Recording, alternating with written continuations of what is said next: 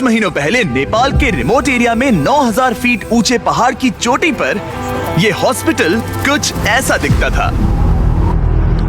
इतनी दूर रहने की वजह से इस कम्युनिटी में बिजली नहीं है, मतलब स्थानीय डॉक्टर्स अच्छे मेडिकल इक्विपमेंट तक नहीं पहुंच पाते और अक्सर उन्हें सिर्फ टॉर्च और बहुत ही बेसिक टूल्स का इस्तेमाल करके अंधेरे में सर्जरीज और कॉम्प्लेक्स मेडिकल प्रोसीजर्स परफॉर्म करनी पड़ती हैं। बेहतर देखभाल की जरूरत पड़ने पर एक बेहतर मेडिकल फैसिलिटी तक पहुँचने में घंटों लग सकते हैं। इन प्रॉब्लम्स की वजह से कई मौत और मिसकैरेजेस भी हुए हैं। तो हमारे long term partners gift power, जिनके साथ हम अपने पिछले 3 फिलैंथ्रोपी वीडियोस में काम कर चुके हैं, उन्होंने डैन और डैरेन को इस समस्या का हल ढूंढने में मदद करने के लिए खोलोग्विन की यात्रा पर चलने को कहा, जहां उनका धूमधाम से स्वागत किया गया पृथ्वी पर सबसे खूबसूरत जगहों में से एक में।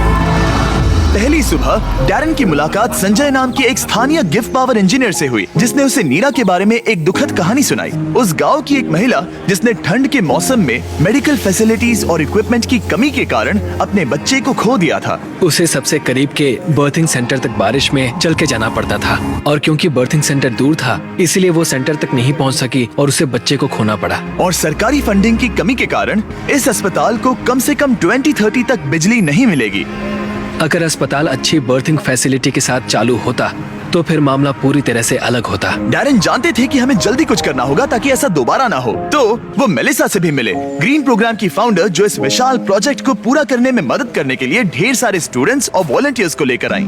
जब मैं छोटी थी, मैं मलेशिया में अपने परिवार से मिलने गई। वहाँ मैंने पहली बार समंदर देखा और समंदर तट से जुड़ी चट्टानों को देखा और तब मुझे पहली बार यह एहसास हुआ कि अगर हमें लोगों को प्रकृति की खूबसूरती दिखाने का मौका मिले तो ऐसा करके हम उनके अंदर ऐसा भाव जगा सकते हैं कि जिनसे वो भी प्रकृति की रक्षा करना चाहे। तो हमने अनिवार्य रूप से दुनिया भर से ऐसे छात्रों को लिया है जो सच में अच्छा प्रभाव डालने की परवाह करते हैं और आने वाली पीढ़ियों का परिचय दुनिया की खूबसूरती के साथ कराने में सक्षम होना ऐसा तरीका है जो वाकई में दुनिया को बेहतर जगह बना सकता है। संजय और मेलिसा से मिलने के बाद डैरेन काम करने के लिए और भी ज्यादा इंस्पायर्ड हो गए थे। हम सोलर पैनल्स और बैटरीज लगा रहे थे ताकि अस्पताल को बिजली मिल सके। साथ ही इस कम्युनिटी की सेवा के लिए हम उन्हें इक्विपमेंट्स दे रहे थे, जिससे एक सेफ और मॉडर्न बर्थिंग सेंटर बन पाए। ठीक है, हम पहले दिन के लिए तैयार हैं। 3, 2, 1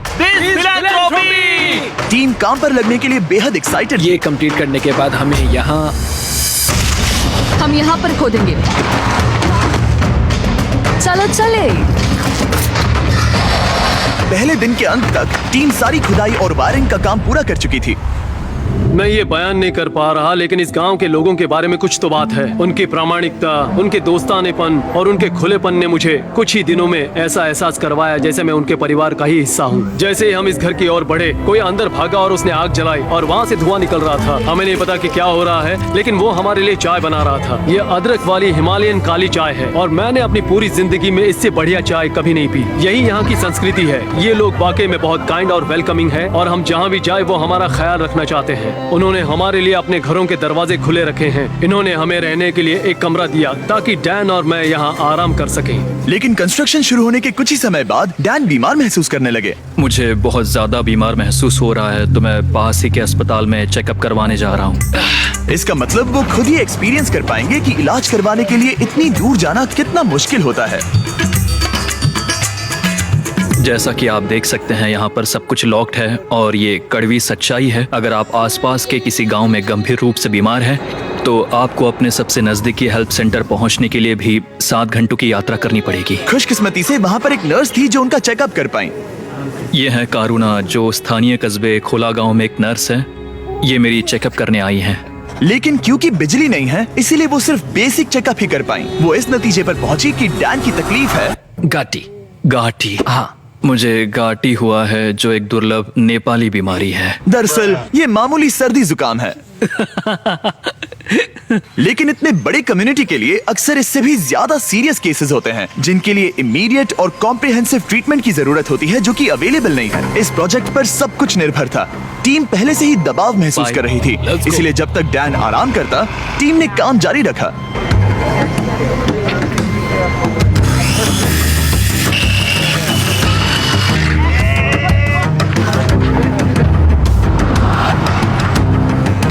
अब जब सपोर्टिंग स्ट्रक्चर तैयार हो गया था, हमने सोलर पैनल्स लगाने शुरू कर दिए थे। संभल के, हाँ, आराम से।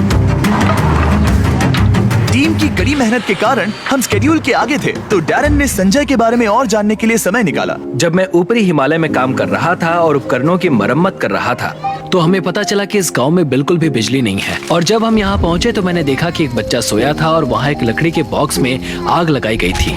और मेरे दिमाग में अचानक आया कि इस तरह के उपकरण हम भी बना सकते हैं। और उसके बाद मैंने यहाँ नेपाल में एक टीम बनाई और फिर हमने एक बेबी वार्मर बनाया, और हम इसे नेपाली में न्यानो न्यानी कहते हैं, जिसका मतलब है एक गर्म बच्चा। न्यानो नानी इतनी सफल हुई कि इसने यूएसए में पीपल्स चॉइस अवार्ड जीता। मुझे लगता है कि ये मेरे लिए एक सपने के सच होने जैसा है, क्योंकि मेरा लक्ष्य इस तरह के वार्मर का निर्माण करना और लोगों को जागरूक करना कि इस तरह के रिमोट एरियाज में हॉस्पिटल्स का क्या महत्व है। सिंपल मेडिकल इक्विपमेंट से जान बच सकती है, ये समझने के बाद डैरन ने 10 और बेबी वार्मर्स खरीदकर संजय को सरप्राइज किया, जिन्हें वो इस तरह के बाकी कम्युनिटीज को डोनेट कर सके। संजय, मैं तुम्हारे पास से 10 और बेबी वार्मर्स खरीदना चाहता हूँ, और तुम इन्हें जिस भी हॉस्पिटल या कम्युनिटी में बांटना चाहते हो वहाँ बांट सकते हो। तुम्हारा बहुत बहुत शुक्रिया डैरन, ये मेरे और मेरी टीम के लिए बहुत मायने रखता है। Thank you so much.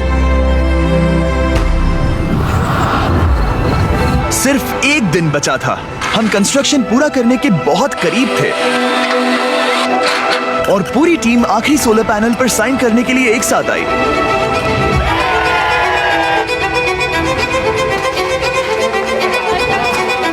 और डैरन को आखिरी बोल्ट टाइट करने का सम्मान मिला। हमने मिलकर बिना बिजली वाली इस टूटी हुई बिल्डिंग को पूरी तरह से एक अस्पताल में बदल दिया, जो इस कम्युनिटी के 16,000 से अधिक लोगों की सेवा करेगा। मैं इस बात का बहुत आभारी हूँ कि हम यहाँ आ पाए और उन्हें एक उपहार दे पाए, जो इन लोगों के लिए और आने वाली इनकी पीढ़ियों के लिए एक सार्थक बदलाव लाएगा। अब रात होने के करीब है और समुदाय को सरप्राइज करने का समय आ गया है। मुझसे और इंतजार नहीं हो रहा। पहली बार लाइट को जल्दी देखने के लिए पूरा गांव अस्पताल के यहाँ इकट्ठा हुआ। सब लोग तैयार हैं? 3, 2, 1।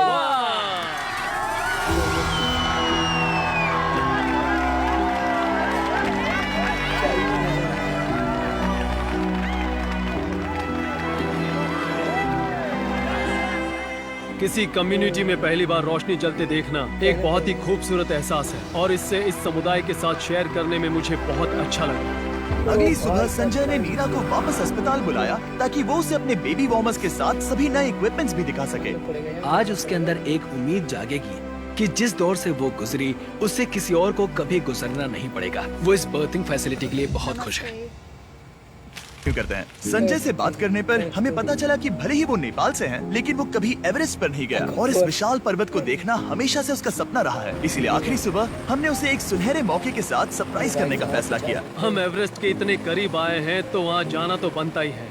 हम संजय को एवरेस्ट पर वहाँ तक ले गए जहाँ तक हेलीकॉप्टर हमें ले जा सकता है। हवा की कमी के कारण डैरन, डैन और संजय वहाँ सिर्फ 2 मिनट ही बिता सके, क्योंकि उसके बाद उन्हें ऑक्सीजन की कमी से हाइपोक्सिया हो सकता था।